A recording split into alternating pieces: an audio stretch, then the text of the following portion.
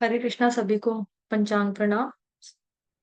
आप सभी लोगों का स्वागत है आज के सत्र में। सत्र का शुभारंभ हम पहले श्री मंगलाचरण के साथ आरंभ करेंगे।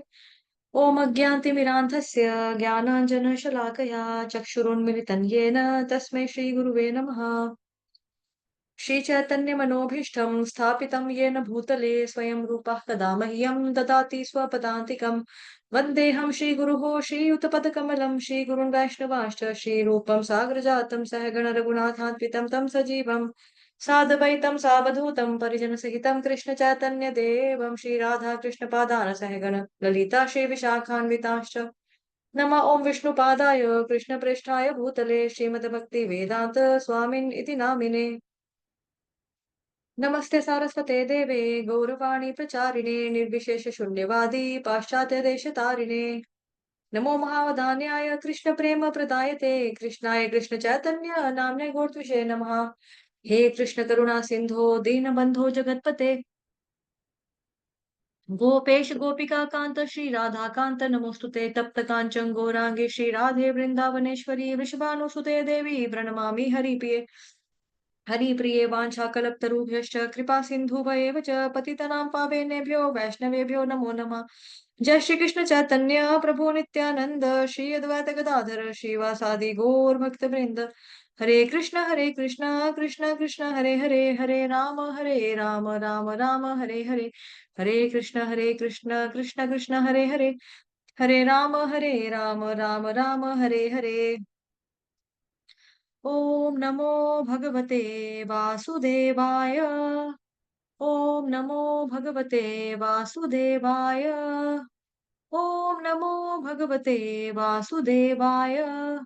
नारायणं नमस्कृत्य नरं चैव नरोत्तमं देवीं सरस्वतीं व्यासं ततो जयमुदीरयेत्। हरे कृष्णा। चलिए शुरू करते हैं। शॉर्ट में ही थोड़ा सा करेंगे क्योंकि फिर लेसन पूरा नहीं होगा।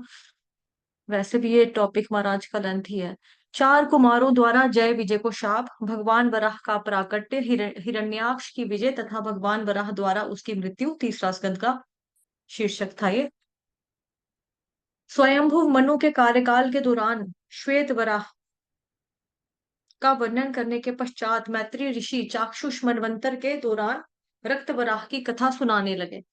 मैत्रेय ऋषि विदुर जी से इन लीलाओं को उसी क्रम में सुना रहे थे जिस क्रम में उन्होंने सदियों पूर्व इन्हें ब्रह्मा जी के मुखारबिंद से सुना था। एक दिन सूर्यास्त के समय मरीचि पुत्र कश्यप अग्नि यज्ञ में भगवान विष्णु को आहुति दे रहे थे। उसी समय कामाग्नि की से दग्ध उनकी पत्नी दीति उनके पास आई। अपनी शारीरिक चेष्टाओं से अपने पति को आकर्षित करने की बजाय दीति स्पष्ट शब्दों में अपने पिता सॉरी पति से याचना करने लगी। हे शास्त्रों के ज्ञाता, कामदेव अपने तीक्ष्ण बाण से मुझे उसी प्रकार प्रताड़ित कर रहा है जिस प्रकार एक हाथी केले के वृक्ष को प्रताड़ित करता है। मैं अपनी सपत्नियों के समान पुत्र चाहती हूँ।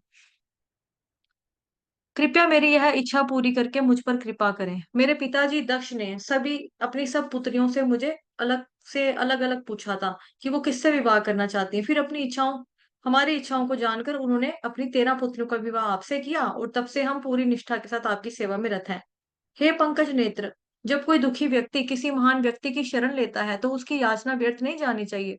कश्यप मुनि चाहते तो बलपूर्वक अपनी पत्नी को मना कर सकते थे, परंतु चूंकि उनका मन भी काम से प्रभावित था तो उन्होंने अपनी दुर्बल हृदय और अति वाचाल पत्नी को शांत करने का प्रयास किया। कश्यप मुनि ने कहा, हे अधीरा, शीघ्र ही मैं तुम्हारी इच्छा पूरी करूंगा।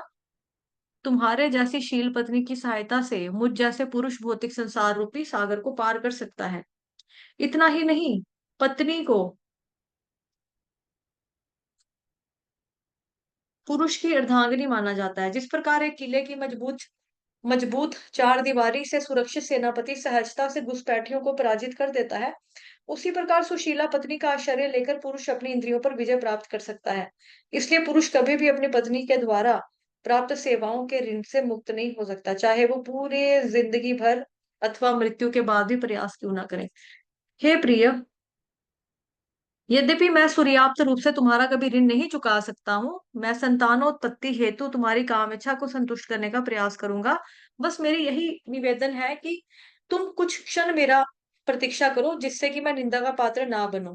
यह वर्तमान समय अत्यंत अशुभ है, क्योंकि इस समय में भगवान शिव नंदी पर सवार होकर भूत प्रेत जैसे अपने भयानक गणों के साथ बाहर विचरण कर रहे हैं। इन भूत प्रेतों को स्थूल शरीर प्राप्त प्रदान करने के लिए वो उन्हें ऐसी ही स्त्रियों के गर्भ में स्थापित करते हैं जो इस वर्जित काल में रति क्रीड़ा में संलग्न होती हैं। शिव जी तुम्हारे जीजा हैं, और अपने तीसरे नेत्र से वो तुम्हारे इस वर्जित कार्य को देख लेंगे। अपने पति से ऐसे सदोपदेश सुनकर भी दीति अप्रभावित बनी रही। वह काम वासना से इतनी ज्यादा त्रस्त थी कि उसने एक निर्लज वेश्या के सामने अपने पति के वस्त्रों को पकड़ लिया और अपनी कामुकता को संतुष्ट करने के लिए बलात् प्रयास करने लगी। सर्वशक्तिशाली नीति को प्रणाम करके कश्यप मुनि ने एकांत स्थान में दीति के साथ सहवास किया। इस वर्जित कार्य को करने के पश्चात कश्यप मुनि ने स्नान करके स्वयं को पवित्र किया और गायत्री मंत्र का मानसिक जप करते हुए परम सत्य के निराकार रूप पर ध्यान लगाने लगे। काम वासना की तृप्ति के बाद दीति को अपने कार्य पर पश्चाताप होने लगा। लज्जित होकर सिर झुकाए वे अपने पति के पास गई और बोल दी, हे ब्राह्मण, कृपया भगवान शिव के क्रोध से मेरे गर्भ की रक्षा कीजिए। मैं उनके प्रति एक बड़ा अपराध कर बैठी हूँ। तब दीति अपनी अत्यंत चतुराई से भगवान शिव से कृपा की याचना करने लगी। मैं मूर्तिमान क्रोध भगवान शिव को प्रणाम करती हूँ। वे अपनी शक्ति से तत्क्षण मेरे गर्भ को नष्ट कर सकते हैं, परंतु मैं जानती हूँ कि वे एक अत्यंत दयालु और क्षमाशील हैं। शिव जी स्त्रियों के स्वामी माने जाते हैं, जिन्हें असभ्य शिकारी भी छोड़ देते हैं। मैं उनसे क्षमा की भिक्षा मांगती हूँ। कश्यप के सम्मुख खड़ी दीति उनके क्रोध की अपेक्षा करती हुई भयवश कांप रही थी। तब कश्यप मुनि ने कहा, दूषित मन, अनुचित काल, देवताओं की उपेक्षा तथा मेरी आज्ञा का उल्लंघन करने के कारण तुम्हारे गर्भ से दो असुर पुत्रों का जन्म होगा, जो निष्पाप लोगों की हत्या करेंगे, स्त्रियों का शोषण, ब्राह्मणों पर अत्याचार करेंगे और इस ये सब करके संपूर्ण जगत में तबाही मचाएंगे। अंततः उनका वध करने के लिए स्वयं भगवान अवतरित होंगे, और जिस प्रकार इंद्रदेव अपने वज्र से पर्वतों को चूर चूर कर देते हैं, भगवान उन दोनों का वध करेंगे। रीति ने कहा, हे पतिदेव, यह सुनकर मुझे अत्यंत राहत मिली है कि मेरे पुत्रों का वध ब्राह्मण के क्रोध से नहीं अपितु स्वयं भगवान के हाथों से होगा। जो व्यक्ति ब्राह्मणों के प्रति अपराध करता है अथवा अकारण दूसरों को आतंकित करता है, वह इतना निंदनीय है कि नरक में रहने वाले निकृष्ट जीव भी उसके ऊपर करुणा नहीं दिखाते। उस समय कश्यप ने दिति को बताया, तुम्हारे मन में भगवान के प्रति दृढ़ विश्वास एवं पश्चाताप की भावना है तथा मेरे एवं भगवान शिव के प्रति विशेष आदर है, इसलिए तुम्हारा एक पोता भगवान का महान भक्त होगा और उसका यश भगवान के समान ही सर्वत्र फैलेगा। भगवान के प्रति सुदृढ़ भक्ति के कारण संपूर्ण विश्व उनके आदर्श के अनुगमन करेगा। भगवान का महाभागवत होने के कारण तुम्हारा पुत्र सर्वत्र अंदर बाहर भगवान के दर्शन करेगा। समस्त सद्गुण उसके शरीर में निवास करेंगे और इस भौतिक जगत में बद्ध जीवों को पीड़ा को देखकर उसका हृदय सदैव करुणावश पीड़ित रहेगा। प्रहलाद की महिमाओं को सुनकर दिति प्रसन्न होगी, परंतु यह जानते हुए कि उसके पुत्र देवताओं के लिए उत्पात मचाएंगे, वो दुखी होगी। उसने 100 वर्षों तक अपने पुत्रों को जन्म नहीं दिया और उन्हें अपने गर्भ के भीतर ही रखा, परंतु गर्भ की शक्ति से संपूर्ण ब्रह्मांड में त्राही त्राही मच गई और सूर्य और चंद्रमा का प्रकाश भी धुंधलाने लगा। इस भयावह स्थिति को देखते हुए देवगण ब्रह्मा जी के पास पहुंचे और याचना करने लगे, हे देव, समस्त दिशाओं में व्याप्त इस अंधकार को देखें। हे जगत पालक, आप समस्त प्राणियों की इच्छाओं को जानते हैं। दीति के गर्भ ने सर्वत्र उत्पात मचाया हुआ है और इससे हमारे प्रशासकीय कार्यों में बाधा उत्पन्न हो रही है। कृपया आप हमारे ऊपर कृपा करें और इस दुखद परिस्थिति से हमारा उद्धार करें। उत्तर में ब्रह्मा जी ने देवताओं को युगों पूर्व घटी एक घटना सुनाई। एक समय संपूर्ण भौतिक सृष्टि में भ्रमण करने के पश्चात चतुष कुमार यानी कि सनक, सनातन, सनंदन और सनत कुमार, ये चारों ब्रह्मा जी के बच्चे हैं, ने असंख्य वैकुंठ लोकों से युक्त आध्यात्मिक आकाश में प्रवेश किया। चूंकि वे समस्त भौतिक कल्मश से मुक्त थे, उन्हें वहां प्रवेश करने में कोई कठिनाई नहीं हुई। भगवान के वैकुंठ लोकों में प्रत्येक व्यक्ति का रूप भगवान जैसा ही होता है और वे सब निरंतर भगवान की प्रेम पूर्वक सेवा में संलग्न रहते हैं। वहां कल्प वृक्षों से युक्त अनेक वन हैं और प्रत्येक ऋतु में वे फलों फूलों से लदे रहते हैं। अपनी प्रेयसियों संगनियों के साथ निज वायुयानों में भ्रमण करते हुए वैकुंठ निवासी निरंतर भगवान की गुण लीलाओं का कीर्तन करते रहते हैं।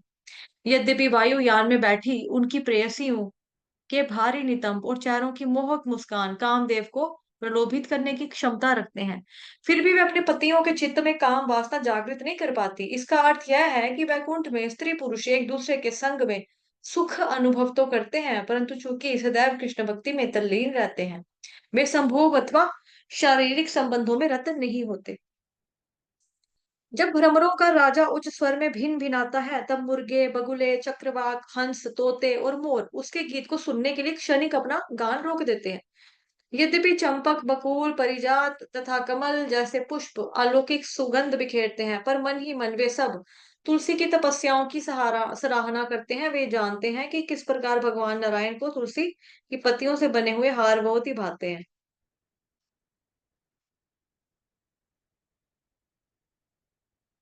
वैकुंठ की स्त्रियां स्वयं लक्ष्मी जी के समान सुंदर हैं, और यद्यपि वैकुंठ में धूल नहीं है, फिर भी वे स्त्रियां भगवान नारायण की कृपा प्राप्त करने के लिए रत्न जड़ित दीवारों को पोंछती रहती हैं। वैकुंठ के बाहर पहुंचने पर चारों कुमारों को अभूतपूर्वक दिव्य सुख की अनुभूति होने लगी। तब सरलता से 6 द्वारों को पार करके वे चारों सातवें और अंतिम द्वार पर पहुंचे। वहां उन्होंने विशाल गदा धारण किए 2 द्वारपालों को देखा। उनकी 4 भुजाएं थी और उनका शरीर नीला था। तनी बोहों, फूले नथनों तथा लाल नेत्रों के कारण वे थोड़े उद्विग्न दिखाई दे रहे थे। चारों कुमार हमारे और तुम्हारे के भौतिक द्वंद से परे थे। जिस सहजता से उन्होंने पिछले 6 द्वारों में प्रवेश किया, उसी सहजता से वो इस 7वें द्वार में भी प्रवेश करने लगे। ये चारों ब्रह्मा जी के सर्वप्रथम पुत्र थे, जो सर्वदा 5 वर्ष के छोटे बालक दिखते थे, और आवरण के नाम पर चारों दिशाएं ही इनके एकमात्र वस्त्र थे। परंतु वैकुंठ में उन 2 द्वारपालों ने अपने डंडे की सहायता से इन चारों का मार्ग रोक दिया। भगवान सदैव ऋषियों की सेवा करने के लिए आतुर रहते हैं, इसलिए इन चारों का इस प्रकार रोका जाना सर्वथा अनुचित था। ये चारों बाल ऋषि भगवान का दर्शन करने के लिए अत्यंत उत्कंठित थे, और इसलिए जब भगवान के द्वारपालों द्वारा अनायास उनका मार्ग रोका गया, तो वे क्षुब्ध हो गए। उनकी आंखें क्रोध से तिलमिला उठी। उच्च स्वर में उन्होंने कहा, भगवान की सेवा में रति कौन है जिनके चित्त में इतना वैमनस्य है? निश्चित ही इन्होंने छद्म वेश धारण किया हुआ है, इसलिए सबको अपने समान देख रहे हैं। वैकुंठ लोक में भगवान और अन्य निवासियों के बीच में परस्पर प्रेम और सामंजस्य है। इन दोनों का वेश तो वैकुंठ वासियों के समान है, फिर भी इनके मन में द्वेष का बीज कहाँ से आया? ये मेरा है और यह तुम्हारा है। ये दोनों इस द्वंद्व की भावना से दूषित हो चुके हैं। इन्हें भौतिक जगत में जाना चाहिए, जहां प्रत्येक व्यक्ति को शत्रु अथवा मित्र की दृष्टि से देखा जाता है। जब उन द्वारपालों ने देखा कि शीघ्र ही वे उन ब्राह्मणों के द्वारा शापित होने वाले हैं, तो वह तुरंत डर गए, भयभीत हो गए। कुमारों के चरणों में गिरकर वो क्षमा याचना करने लगे। हमने आप जैसी महान आत्माओं के प्रति घोर अपराध किया है, और उसके लिए हमें अवश्य दंड मिलना चाहिए, परंतु आपसे हमारी एक प्रार्थना है, कृपया आप हमारे ऊपर ऐसी कृपा करें कि पतन हो जाने पर भी हम कभी भगवान जी को ना भूलें। उसी समय भगवान को इस घटना की सूचना मिली। वे लक्ष्मी जी के साथ दौड़े दौड़े आए, और दौड़ते हुए आपकी इच्छा हो तो घटना स्थल पर पहुंच गए। जिन कुमारों ने अब तक भगवान को ध्यान अवस्था के दौरान अपने हृदय में ही देखा था, आज उन्हें प्रत्यक्ष खड़ा देखकर भाव विभोर हो गए। भगवान की सुंदर श्यामल देह देदीप्यमान पीतांबर से सुसज्जित थी। उनके गले में सुशोभित ताजे फूलों की माला और भ्रमरों का झुंड मंडरा रहा था। भगवान का एक हाथ गरुड़ के कंधे पर लटका हुआ था, और दूसरे हाथ में वे कमल का फूल पकड़कर उसे घुमा रहे थे। उनकी मोहक सुंदरता लक्ष्मी जी के गर्व को भी खंडित कर रही थी। इस प्रकार कुमारगण अतृप्त नेत्रों से भगवान जी को एक टक यानी कि बिना आंखें पलके झपके देखते रहे। जैसे ही चारों कुमारों ने भगवान को प्रणाम करने के लिए उनके चरणों में सिर झुकाया, भगवान ने चरण कमलों पर रखी तुलसी पत्तों की सुगंध उनके नासिका छिद्रों में प्रविष्ट हो गई। यद्यपि ये कुमारगण ब्रह्मलीन स्तर को प्राप्त कर चुके थे, तुलसी की सुगंध पाते ही उनके शरीर तथा मन में एक अलौकिक झांझावत उठ खड़ा हुआ था। दूसरे शब्दों में पहले कुमारगण निराकारवादी थे और फिर भगवान की ब्रह्म ज्योति में लीन होने की इच्छा रखते थे, परंतु अब उनका हृदय परिवर्तित हो चुका था और वे भगवान की सेवा करना चाहते थे। तो वो पहले क्या थे? ब्रह्मानंदी। भगवान जी के चरणों पे चढ़ी हुई जब तुलसी माता को सूंघा उन्होंने, तो वो क्या बन गए? भजनानंदी। भगवान जी का भजन करने लगे, तो ब्रह्मानंदी से भजनानंदी और भक्त बन गए इस तरह से। भगवान के चिन्मय शरीर के दर्शन करने से कुमारगण उनके स्वरूप पर समाधि के स्तर पर पहुंच गए। उनका क्रोध शांत हो गया और वे प्रार्थना करने लगे, हे प्रभु, हमने आपके विषय में अपने पिता ब्रह्मा जी से जो कुछ भी सुना था, आपके दर्शन से वह सब आज यथार्थ हमारे सम्मुख प्रकट हो गया है। आज हम समझ गए कि सर्वोच्च अध्यात्मवादी वे हैं जो निरंतर आपकी लीलाओं के श्रवण में निमग्न रहते हैं और किसी भी अन्य वरदान की अपेक्षा नहीं करते, यहाँ तक कि मुक्ति की भी नहीं। हे भगवान, यदि हमारे हृदय अह अहर्निश अहर्निश आपकी प्रेम भक्ति में संलग्न रहते हैं, तो हम नारकीय जीवन में जाने से नहीं डरते। यद्यपि उन द्वारपालों का व्यवहार अनुचित था, भगवान की उपस्थिति के प्रभाव से कुमारगणों को अनुभूति हुई कि क्रोधवश उन्हें शाप देना भी उतना ही अनुचित था। उस समय भगवान ने कहना आरंभ किया, मेरे इन द्वारपालों, जय विजय ने मेरी इच्छा की उपेक्षा करते एक बड़ा अपराध किया है। तुम्हारे द्वारा इन्हें दिया गया दंड बिल्कुल उचित है। इतना ही नहीं, चूंकि ये मेरे द्वारपाल हैं, मेरे सेवक हैं, मैं स्वयं को इनके अपराध का भागीदार मानता हूँ और इसलिए मैं इस व्यवहार के लिए तुमसे क्षमा चाहता हूँ। यदि सेवक कोई गलत कार्य करता है तो लोग उसके स्वामी को दोषी मानते हैं। उसी प्रकार शरीर पर सफेद कोढ़ का एक दाग पूरे शरीर को दूषित कर देता है। जैसे एक उपमा दे दी कि मतलब मानो कि किसी को अगर कोढ़ का एक ही जस्ट स्पॉट है ना बना हुआ, तो यही बोला जाएगा कि इसको कोढ़ पड़ा हुआ है। ये नहीं बोला जाएगा कि इसको एक ही दाना कोढ़ का पड़ा है, ऐसा नहीं बोलेंगे ना। क्या बोलेंगे? इसको कोढ़ पड़ा हुआ है, ये कोढ़ी व्यक्ति है, इस तरह से। ब्राह्मण वर्ग मेरे लिए सर्वाधिक पूजनीय है। यदि मेरी बाह ब्राह्मणों के प्रति कोई अपराध करती है तो मैं उसे भी काट फेंकने में हिचकूंगा नहीं, क्योंकि मैं अपने भक्तों का भी सेवक हूँ। इसलिए मेरे चरणों को बद्ध जीवों के समस्त पापों को धोने की शक्ति प्राप्त होती है। ब्राह्मण अपना संपूर्ण जीवन मुझे समर्पित कर देते हैं और इसलिए मैं यज्ञ अग्नि में दी गई आहुतियों से उतना प्रसन्न नहीं होता जितना मैं ब्राह्मणों के मुख द्वारा घी में पकाए हुए भोजन को स्वीकार करके प्रसन्न होता हूँ। मेरे चरणों को धोकर गंगा तीनों लोकों को पावन करती है। यदि मैं अपने भक्तों की चरना धूलि को अपने सिर पर धारण करता हूँ, तो फिर भला अन्य कौन वैसा करने से मना कर सकता है? मेरे इन दोनों सेवकों ने मेरे मन को ना समझते हुए आपके प्रति अपराध किया है, परंतु इन्हें अपनी करनी पर पश्चाताप है। यदि आप प्रसन्न हो तो कृपया इन्हें वरदान दीजिए कि यह दंड भोगने के पश्चात यथाशीघ्र वे मेरे संग में यहाँ लौट आए। उत्सुकता भरे कानों से भगवान के अत्यंत विनम्र और मधुर वचनों को सुनकर कुमारगण कुछ क्षण ठहर कर उससे आश्चर्य पर विचार करने लगे, क्योंकि भगवान के वचनों के गूढ़ अर्थ को समझना इतना आसान नहीं होता। यद्यपि उन चारों का मन भगवान के अंतर्मन की भावनाओं को समझने में असफल हो रहा था, परंतु भगवान को देखने मात्र से उल्लासित और उनका शरीर रोमांचित होने लगा। वे समझ गए कि भगवान के निर्दोष सेवकों को शाप देकर उन्होंने भारी गलती की है। उन्होंने कहा, हे भगवान, हम आपकी योजनाओं को नहीं जान सकते हैं। आपके वचनों से तो ऐसा प्रतीत होता है कि इन्हें शाप देकर हमने आपका कुछ भला किया है। वस्तुतः इस सृष्टि में एकमात्र आप पूजनीय हैं और आपके द्वारा ब्राह्मणों का आदर सम्मान करना एवं इनकी पूजा करना जगत को शिक्षा देने के लिए है।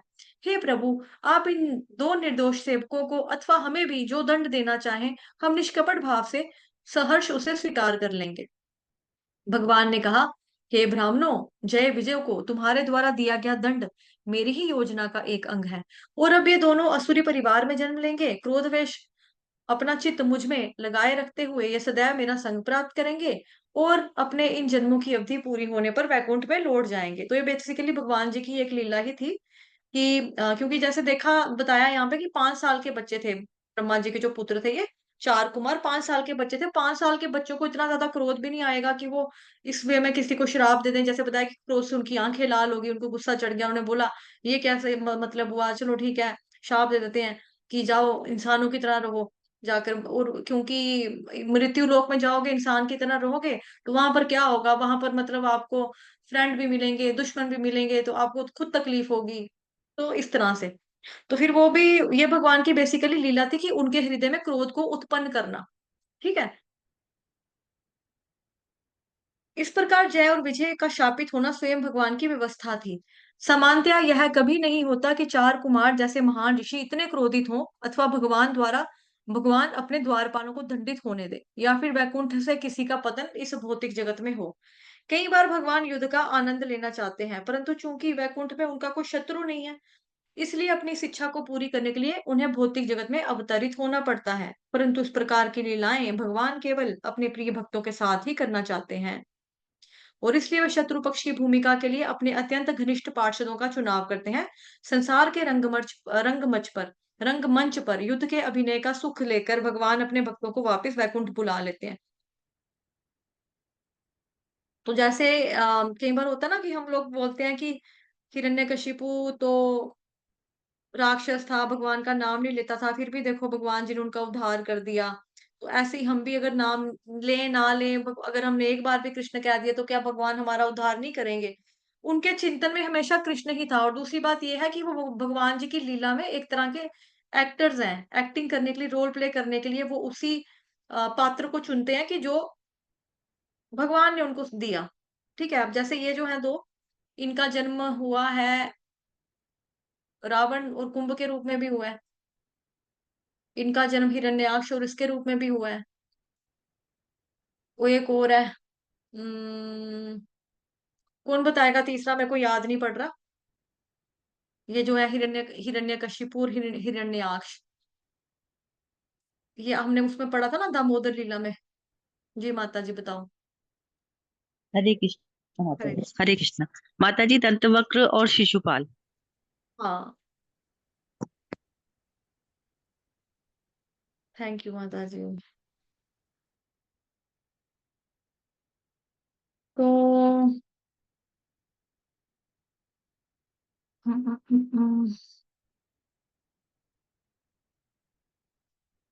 संसार के रंगमंच पर पर युद्ध के अभिनय का सुख लेकर भगवान अपने भक्तों को अपने पास वापस वैकुंठ में बुला लेते हैं। तत्पश्चात चतुष्कुमारों ने भगवान की प्रदक्षिणा की, उन्हें प्रणाम किया और वापस वैकुंठ द्वार से वापस लौट गए। तब भगवान ने जय विजय को आदेश दिया, तुम यहाँ से मृत्यु लोक में जाओ, परंतु भयभीत मत हो। मैं चाहता तो ब्राह्मण को शाप देकर निरस्त कर सकता था, परंतु मैंने वैसा नहीं किया। एक समय जब मैं सो रहा था और लक्ष्मी मुझसे मिलना चाहती थी, तो तुमने उन्हें द्वार पर ही रोक लिया था। उस समय लक्ष्मी ने तुम्हारे पतन की भविष्यवाणी कर दी थी। यद्यपि तुम्हें भौतिक संसार में 7 जन्म लेने का दंड मिला है, परंतु मैं चाहता हूँ कि तुम 7 की बजाय असुर के परिवार में केवल 3 बार जन्म लो।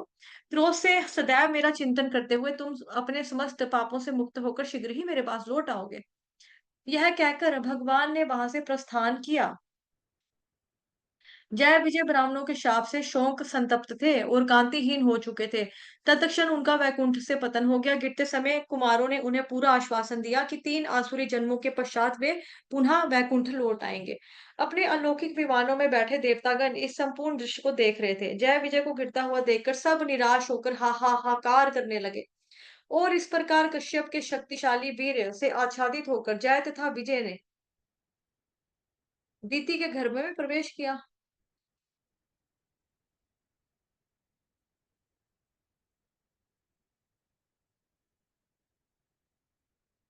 तब ब्रह्मा जी ने देवताओं से कहा, यह इन 2 असुरों का ही प्रबल प्रभाव है कि तुम सब इतने उद्विग्न और शक्तिहीन हो गए हो। मेरे पास इस परिस्थिति के निवारण का कोई उपाय नहीं है, क्योंकि यह सब भगवान की इच्छा से फलीभूत हो रहा है। विश्वास रखो कि हमारे भगवान हमारी रक्षा के लिए आएंगे। चारों दिशाओं में व्याप्त इस घनघोर अंधकार को देखकर चिंतित मत हो।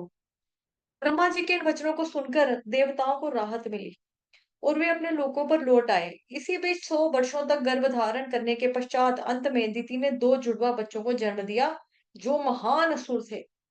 उनके जन्म लेते ही भूकंप जैसी भयानक प्राकृतिक प्राकृतिक विपदाएं आने लग गई। चारों ओर प्रचंड अग्नि प्रज्वलित हो उठी। शनि और मंगल जैसे अमंगलकारी ग्रह, शुक्र और बृहस्पति जैसे मंगलकारी ग्रहों से भी ज्यादा चमकने लग गए। आकाश में धूमकेतु दिखाई देने लगे, उल्कापात होने लगा था तथा बिजलियां गिरने लगी।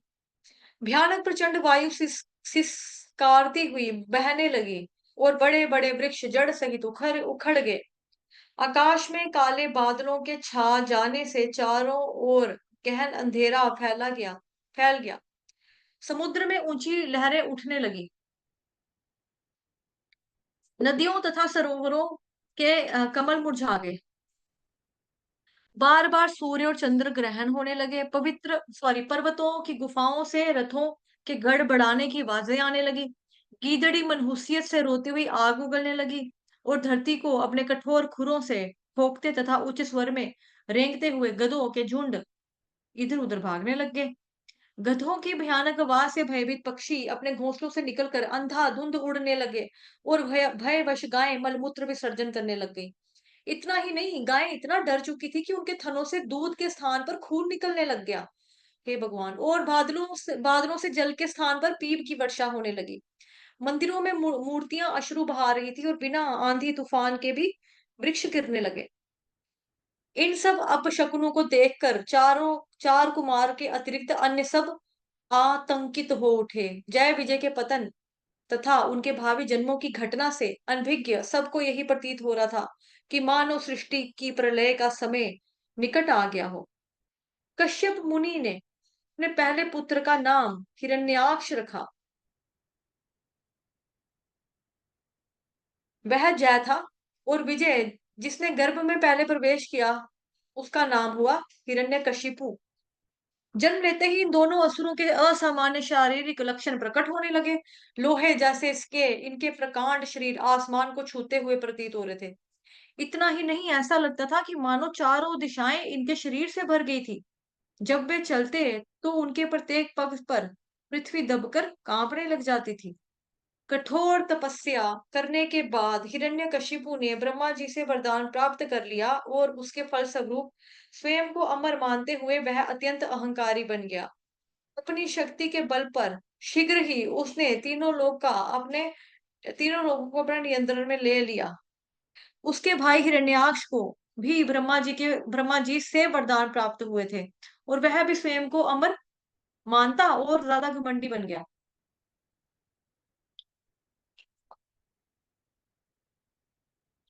अपने बड़े भाई को प्रसन्न करने के उद्देश्य से हिरण्याक्ष ने अपनी गदा उठाई और सबको युद्ध करने के लिए ललकारते हुए विचरण करने लग गया। ब्रह्मा जी के वरदान के कारण अब उनका कोई भी वध नहीं कर पाया। देवगण उसे देखकर उसी प्रकार भाग खड़े होते जिस प्रकार गरुड़ के भय से सांप अपने बिलों में जाकर छिप जाते हैं। जब हिरण्याक्ष ने खाली इंद्रलोक को देखा तो वह जोर से गर्जना करने लगा। वह यह देखकर गर्वित हो उठा कि बिना युद्ध किए देवताओं ने हार स्वीकार कर लिया। स्वर्ग से लौटकर हिरण्याक्ष ने खेलते खेलते समुद्र की गहराई में प्रवेश किया और उसे देखते ही देखते बड़े जलचर आतंकित होकर भाग गए। अंततः अनेक वर्ष समुद्र में विचरण करने के पश्चात हिरण्याक्ष वरुण देव की नगरी विभावरी में पहुंचा। जल देवता का उपहास करने के लिए हिरण्याक्ष उनके चरणों में गिर पड़ा और मुस्कुराते हुए भीख मांगी। हे प्रभु, मैं युद्धाकांक्षी हूँ, कृपया मुझे युद्ध का वरदान दीजिए। हिरण्याक्ष की धृष्टता को देखकर वरुण देव प्रकुपित हो उठे, परंतु बुद्धि द्वारा अपने क्रोध को शांत करते हुए उन्होंने उत्तर दिया, हे पुत्र, अब मैं बहुत बूढ़ा हो चुका हूँ, इसलिए युद्ध करना मैंने छोड़ दिया है। तुम युद्ध कला में इतने दक्ष हो कि मुझे भगवान विष्णु के अतिरिक्त तुम्हारी बराबरी और कोई व्यक्ति युद्ध करने के लिए नजर नहीं आ रहा। केवल मैं वही तुमसे युद्ध करने कर सकते हैं और युद्ध करके तुम्हें संतुष्ट कर सकते हैं। हे दैत्यराज, मैं तुम्हें सलाह दूंगा कि तुम उनके पास जाओ। जब मांसभक्षी पशुओं से घिरा तुम्हारा मृत शरीर युद्ध भूमि में पड़ा होगा और तुम अपने इस घमंड से मुक्त हो जाओगे, तब तुम अपने घमंड से मुक्त हो जाओगे। वरुण देव की बातों पर कोई ध्यान न देकर हिरण्याक्ष वहां से लौट आया। मार्ग में उसकी भेंट नारद मुनि से हुई। वहां पर उसने उनसे भगवान के ठोर ठिकाने की जानकारी ली। हिरण्याक्ष ने एक बार फिर समुद्र की गहराई में प्रवेश किया। वहां पहुंचकर उसने भगवान विष्णु को वराह के रूप में देखा और उन्होंने अपने नथनों पर पृथ्वी को धारण करके रखा हुआ था। भगवान को देखकर वह असुर अट्टहास लगाकर हंसकर बोला, अरे बंजर पशु, शुकर के रूप में, हे सुरश्रेष्ठ, यह पृथ्वी हम निम्न लोकवासियों की है। मेरी उपस्थिति में तुम तो इसको नहीं लेकर जा सकते हो। अरे मूढ़, आज मैं तुमको मारकर अपने पूर्वजों को तिलांजलि दे दूंगा। जब तुम मेरी गदा के प्रहार से तुम्हारी खोपड़ी चकनाचूर हो जाएगी, तब तुम्हें यज्ञों द्वारा दिए गई आहुतियों देने वाले देवता और ऋषि मुनि भी तुम्हारे मारे जाएंगे। यदि पेड़ की जड़ ही काट दी जाए तो पेड़ भला कब तक जीवित रहेगा। ऐसे दुर्वचनों को सुनकर भगवान को अत्यंत पीड़ा हुई, परंतु उन्होंने इसे सहन कर लिया। सहमी हुई पृथ्वी उनके नथनों पर अभी भी विराजमान थी। भगवान वराह तेजी से जल के ऊपर आ गए। हिरण्याक्ष ने भी फुर्ती से उनका पीछा किया और चिल्लाने लगा, क्या तुम्हें शत्रु द्वारा चुनौती दिए जाने पर भागने में लाज नहीं आती? तुम्हारे जैसे अधम प्राणी के लिए लज्जा का कोई मूल्य नहीं है। इन कठोर वचनों को सुनने के बावजूद भी भगवान वराह ने उद्विग्न हुए पृथ्वी को जल की सतह पर रखा और उसे तैरने की शक्ति प्रदान की। उसी समय ब्रह्मा जी सहित देवतागण, अन्य अन्य देवतागण इनके इस कार्य की भूरी प्रशंसा करते हुए पुष्प वर्षा करने लगे। और तब भगवान ने प्रचंड क्रोध प्रकट करते हुए उत्तर दिया, तुमने यह सही कहा है, हम वन्य पशु हैं और जो तुम जैसे कुत्तों की खोज में रहते हैं।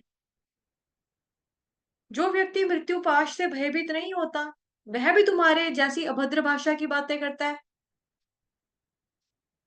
अब तुम्हारी मृत्यु निश्चित है। अब तुम मूर्खता भरी बातें बंद करो और मेरे साथ युद्ध करो।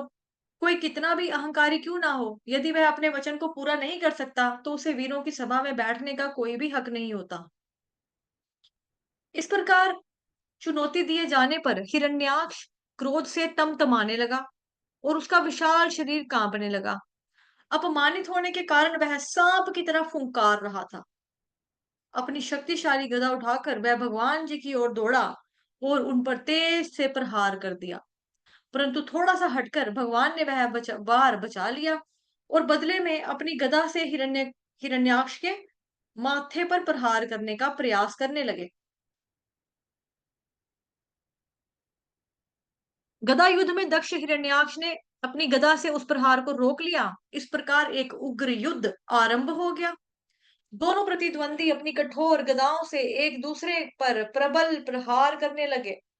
एक दूसरे के घावों से बहते रक्त की गंध ने उनके क्रोध को और ज्यादा अधिक उत्तेजित कर दिया। विजय के लिए लालायित ये दोनों युद्ध कला में अद्भुत थे, अद्भुत कौशल दिखाने लगे। प्रतीत होता था मानो एक गाय के लिए दो शक्तिशाली सांड आपस में टकरा रहे हो।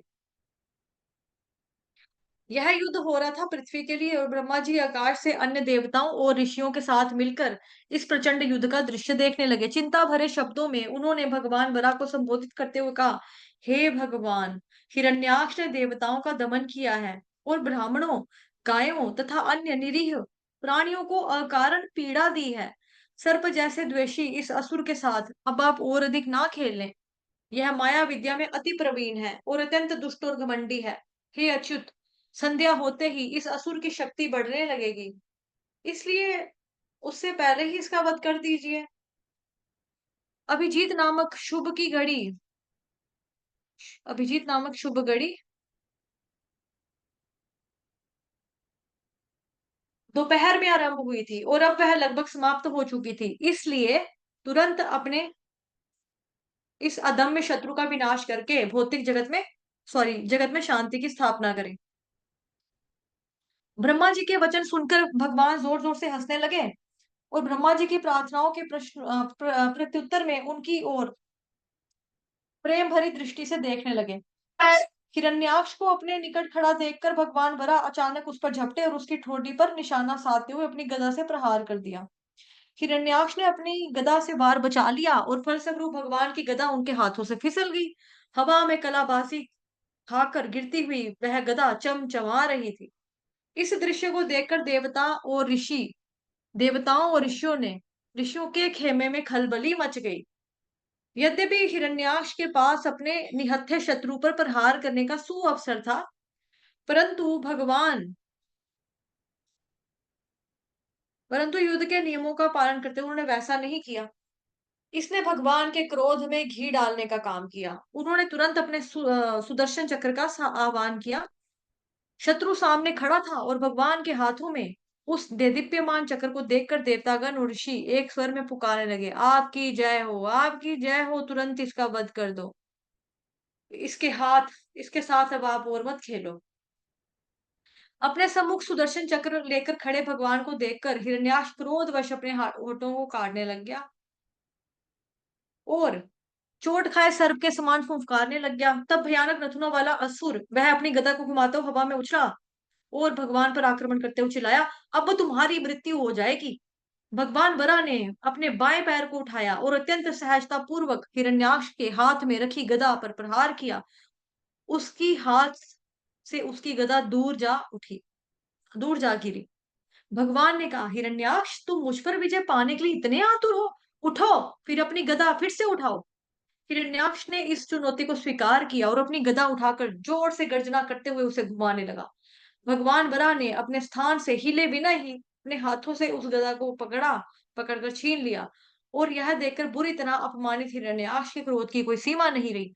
भगवान ने भी युद्ध के नियमों का पालन करते हुए उसे वह गदा लौटा दी, परंतु उसे लेने की बजाय हिरण्याक्ष ने एक ज्वाला ज्वलायमान त्रिशूल उठाया और उग्रता पूर्वक उसे घुमाकर भगवान की ओर फेंका। इससे पहले कि वो भगवान तक पहुंचता, भगवान ने अपने सुदर्शन चक्र से उसके टुकड़े टुकड़े कर दिए। हिरण्याक्ष का क्रोध अब कई गुना ज्यादा बढ़ चुका था। चीत्कार करते हुए वह भगवान वराह की ओर दौड़ा और अपनी कठोर मुट्ठी से उनकी छाती पर प्रहार करके अदृश्य हो गया। मतलब मुक्का मारा तो खुद गायब हो गया। उसके प्रहार का मानो भगवान पर तो कोई प्रभाव ही नहीं पड़ा था, मानो किसी हाथी पर फूलों की माला से प्रहार किया गया हो। इसके बाद हिरण्याक्ष भगवान पर अपनी माया शक्तियों का प्रयोग करने लगा। भगवान तो स्वयं योगेश्वर हैं, उनके लिए ये सब एक खेल से अधिक कुछ भी नहीं था। परंतु इस मायावी युद्ध को देखने वालों को लगने लगा कि मानो सृष्टि प्रलय का समय निकट आ गया है। प्रचंड तूफानी हवाएं बहने लगी और उससे उड़ी धूल ने चारों दिशाओं को ढककर गहन अंधकार कर दिया। आकाश से चट्टानों के बीच बालों को, नाखूनों, मलमूत्र और हड्डियों हड्डियों की वर्षा होने लगी। रह रहकर बादलों में बिजली गड़गड़ा रही थी। पर्वतों से विभिन्न अस्त्र शस्त्र बाहर निकलने लगे और बिखरे बालों वाली नग्न राक्षसियां हाथों में त्रिशूल लेकर अचानक ही प्रकट हो गई। घोड़े, हाथियों तथा रथों पर सवार होकर यक्ष और राक्षसों के जत्थे वहां से गुजरते हुए क्रूर और अभद्र भाषा में नारे लगाने लग गए। भगवान ने उस सारी माया को अपने सुदर्शन चक्र के द्वारा एक क्षण में समाप्त कर दिया। इसे देखकर दीति के हृदय में आतंक छा गया। अपने पति के वचनों को स्मरण करते हुए उसके स्तनों से रक्त चूने लगा। जब हिरण्याक्ष ने देखा कि उसकी माया छिन-भिन हो चुकी है, तो वह पुनः प्रकट हो गया। क्रोधावेश में उसने अन्य कोई उपाय ना देखते हुए भगवान को अपनी भुजाओं द्वारा दबाने का प्रयास किया। परंतु यह देखकर आश्चर्यचकित रह गया कि भगवान उसकी बाजुओं के घेरे के बाहर ही थे। बौखलाकर वह अपनी मुट्ठी से भगवान पर प्रहार ही प्रहार कर रहा था कि भगवान ने उसके कान के नीचे एक ऐसा तमाचा लगाया कि वह लड़खड़ाता हुआ जाकर पीछे गिरा। उसके नेत्र कुंडों से आंखें बाहर आ गई, बाल बिखर गए, अंग टूट गए और वह असुर एक जड़ से उखड़ने वृक्ष के समान भूमि पर पड़ा था। उसके होंठ दबे हुए थे और क्योंकि वह भगवान के कमल उसका स्पर्श कर रहे थे, इसलिए आत्मा विहीन होने के बाद भी उसकी शरीर कांति क्षीण नहीं हुई। उसकी प्रशंसा करते हुए ब्रह्मा जी ने कहा, ऐसी यशस्वी मृत्यु और किसकी होगी? बड़े-बड़े योगी मुक्ति प्राप्त करने के लिए समाधि में भगवान के जिन चरण कमलों की ध्यान करते हैं, वे इसे उन चरण कमलों का प्रहार मिला। भला इनके इसके सौभाग्य का वर्णन कौन कर सकता है? तत्पश्चात देवतागण भगवान की प्रशंसा करने लगे। उन्होंने बड़ा अवतार लेकर संपूर्ण जगत को इस असुर के क्लेशदायक भय से मुक्त किया। देवताओं की स्तुतियां स्वीकार करके भगवान अपने वैकुंठ धाम में लौट गए, जहां निरंतर निर्बाध उत्सव मनाए जाते हैं। हरे कृष्णा कृष्ण कृष्ण हरे हरे, हरे राम राम राम हरे हरे। अनंत कोटि वैष्णव की जय। जगत गुरु श्री प्रभुपाद की जय। हरे कृष्ण। तो भी राम लेंगे।